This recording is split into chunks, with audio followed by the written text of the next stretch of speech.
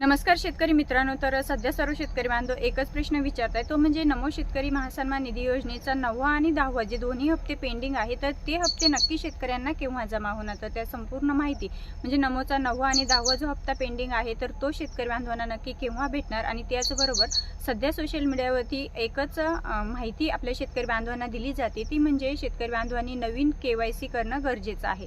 मग खरोखर कोणत्या शेतकरी बांधवांना KYC करायची आहे, कोणत्या शेतकरी बांधवांना करायची नाही.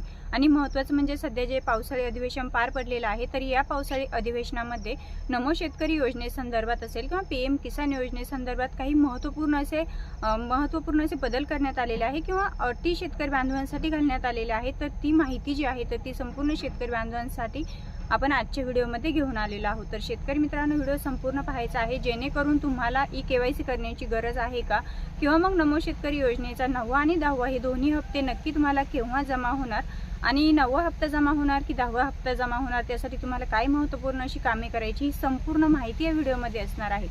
सर्वात महत्त्वाचं म्हणजे मित्रांनो, जसं की सोशल मीडियावरती आता आपल्या शेतकरी बांधवांपर्यंत माहिती पोहोचवली जाते की शेतकरी बांधवांना KYC करणं बंधनकारक आहे. मग खरोखर शेतकरी बांधवांना KYC करायची आहे का, तर कोणत्या शेतकरी बांधवांना KYC करणं गरजेचं आहे. ज्या शेतकरी बांधवांना आत्तापर्यंत PM किसान योजना असेल किंवा नमो शेतकरी योजना असेल, हे दोन्ही योजनेचे हप्ते आलेले आहेत, परंतु मागील जो हप्ता आहे PM किसानचा असेल किंवा नमो शेतकरी योजनेचा असेल, तो हप्ता त्यांना मिळालेला नाही, तर अशा शेतकरी बांधवांनी KYC करणं गरजेचं आहे. काही शेतकरी बांधवांना कोणत्या एका योजनेचा लाभ भेटलेला नाही, म्हणजे शेतकरी बांधवांना PM किसान योजनेचा लाभ भेटला, परंतु मग नमो शेतकरी योजनेचा लाभ भेटला नाही, तर अशाही शेतकरी बांधवांनी KYC करणं गरजेचं आहे.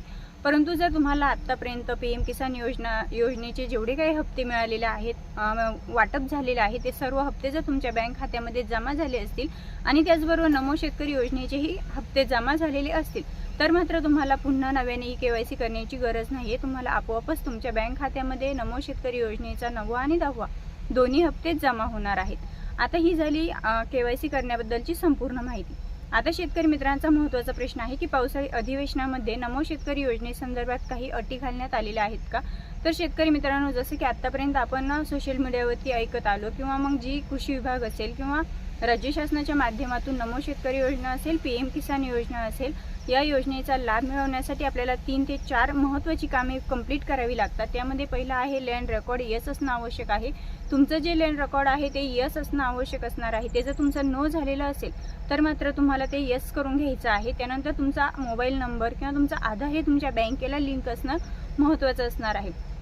मित्रांनो, आपण जर पाहिलं तर सरकारच्या माध्यमातून ज्या काही योजना असतील, PM किसान, नमो शेतकरी असेल, लाडकी बहीण असेल, कुठलीही योजना असू दे, तर त्या योजनेचा लाभ आपल्याला डायरेक्ट DBTद्वारे आपल्या बँक खात्यामध्ये जमा होत असतो आणि DBTद्वारे पैसे जमा होण्यासाठी आपलं आधार हे आपल्या बँकेला लिंक असणं महत्त्वाचं असतं. त्यामुळे तुमचं आधार हे तुमच्या बँकेला लिंक असणं तितकंच महत्त्वपूर्ण असणार आहे. त्यानंतर KYC प्रक्रिया, तुमची KYC प्रक्रिया ही पूर्ण असणं महत्त्वपूर्ण असणार आहे. आणि सर्वात महत्त्वाचं म्हणजे तुमचं फार्मर ID. तुमच्याकडे जर फार्मर ID कार्ड अद्यापही आलेलं नसेल किंवा तुम्ही काढलेलं नसेल, तर ते सुद्धा तुम्हाला काढून घेणं महत्त्वपूर्ण असणार आहे. ही 3 ते 4 जी कामे आहेत, ती कामे आत्तापर्यंत आपल्याला प्रत्येक व्हिडिओमध्ये सांगण्यात आलेलं आहे की 4 कामे करून घ्या, तरच तुम्हाला आत्तापर्यंत PM किसान आणि नमो शेतकरी योजनेचा जो लाभ भेटलेला आहे, तो या 4 कारणांमुळेच भेटलेला आहे.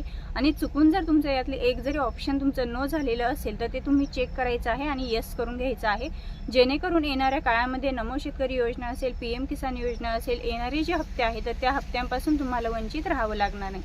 आता सर्वात महत्त्वाचा शेतकरी बांधवांना पडलेला प्रश्न की पावसाळी अधिवेशनामध्ये नमो शेतकरी योजनेसंदर्भात काही तरतूद करण्यात आली का, किंवा मग नमो शेतकरी योजनेचा 9वा हप्ता असेल, 10वा हप्ता असेल, या संदर्भात काही महत्त्वपूर्ण निर्णय घेण्यात आले का. तर राज्य शासनाच्या माध्यमातून आता सध्या जे काही पावसाळी अधिवेशन पार पडलेलं आहे, या पावसाळी अधिवेशनामध्ये शेतकरी बांधवांसाठी ही खंतेची गोष्ट आहे की संपूर्ण पावसाळी अधिवेशनामध्ये कुठल्याही दिवशी, म्हणजे ज्यावेळेस पावसाळी अधिवेशन स्टार्ट झालं तेव्हापासून तर एंडिंगपर्यंत कुठल्याही दिवशी नमो शेतकरी योजनेच्या तरतुदीबद्दल काही सरकारच्या माध्यमातून उत्तरे देण्यात आलेली नाही.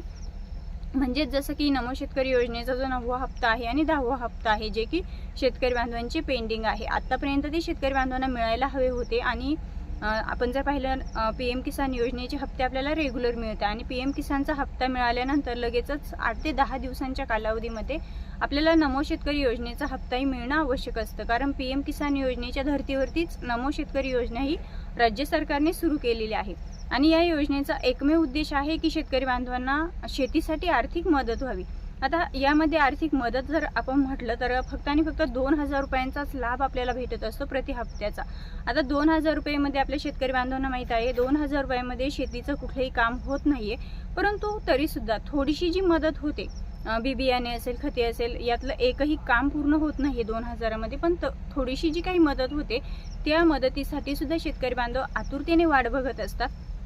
आणि असं म्हटलं जातं की PM किसान योजना ही केंद्र सरकारने सुरू केलेली आहे शेतकरी बांधवांच्या हितासाठी, शेतकरी बांधवांना मदत व्हावी, आर्थिक मदत व्हावी यासाठी.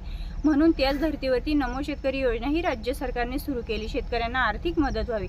आता आपण जर पाहिलं तर आत्ता सध्याचा जो पिरियड आहे तर हा पिरियड आहे शेतकरी बांधवांच्या पेरणीचा. काही शेतकरी बांधवांनी पेरणी केलेली आहे, काही शेतकरी बांधवांची पेरणी अद्यापही बाकी आहेत आणि मग शेतकरी बांधव आशेने वाट बघताय ते म्हणजे नमो शेतकरी योजनेचा जो 9वा आणि 10वा हप्ता पेंडिंग आहे त्या दोन्ही हप्त्यांची. म्हणजे शेतकऱ्यांना अशी आशा आहे की नमोचा 9व्या हप्त्याचे 2,000 रुपये आणि 10व्या हप्त्याचे 2,000 रुपये असे एकूण आम्हाला 4,000 रुपये मिळतील आणि मग त्यातून आम्ही काहीतरी शेतीसाठी खर्च करूया किंवा मग शेतीसाठी आम्हाला आर्थिक मदत होईल.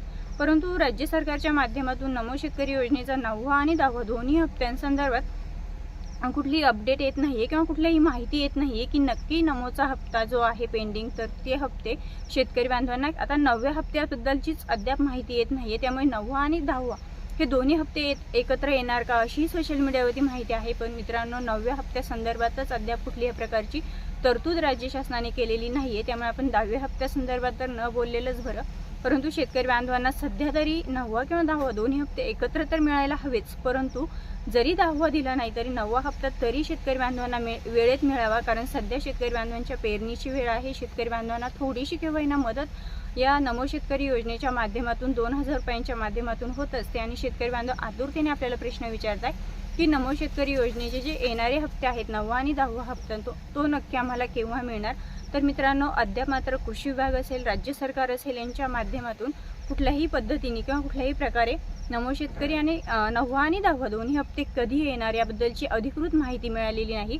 जेव्हा राज्य शासनाच्या माध्यमातून कृषी विभागाच्या माध्यमातून हे जाहीर केलं जाईल की नमो शेतकरी योजनेचा 9वा आणि 10वा हप्ता शेतकरी बांधवांना दिला जाणार आहे, या तारखेला दिला जाणार आहे, त्यावेळेस आपल्या शेतकरी बांधवांपर्यंत ही माहिती नक्कीच पोहोचवली जाईल. मित्रांनो, माहिती योग्य वाटल्यास आपल्या इतर शेतकऱ्यांपर्यंत नक्की शेअर करा आणि हो, अशाच नवनवीन आणि महत्त्वपूर्ण व्हिडिओसाठी आपल्या यूट्यूब चॅनलवरती नवीनच असाल, पहिल्यांदाच भेट देत असाल तर नक्की सबस्क्राईब करा. पुन्हा भेटूया अशाच नवनवीन माहितीसोबत. तोपर्यंत धन्यवाद.